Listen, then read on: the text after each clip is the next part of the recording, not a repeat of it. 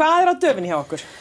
Heyrðu, á döfinni... Það reyndar ekki frumsamið. Nei, ekki að þessu sinni, nei. Ok, en hvað á döfinni? Jökull.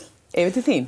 Við ætlum að Margrét stendur fyrir tónleikum. Já, nú ok. Í hennar nafni. Já. Hún bara safnaði í kringu sig sínu fólki sem henni langar að vinna með í þessu verkefni. Það að syngja lög Lindu Ronstadt. Já, ok. Sem frábær söngkona og var. Já, var eiginlega. Hún hún sér lifandi, þá syngur hún ekki í dag. Því að hún greindist með Parkinson.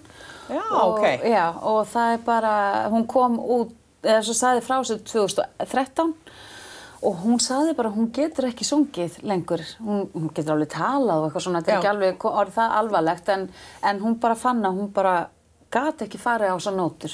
Og þú ætlar þið ætlir að halda tónleika þá henni til heiðurs og með hennar tónlist? Já, og þetta tónlist sem margir þekkja en hefur kannski gleymst aðeins í gegnum tíman.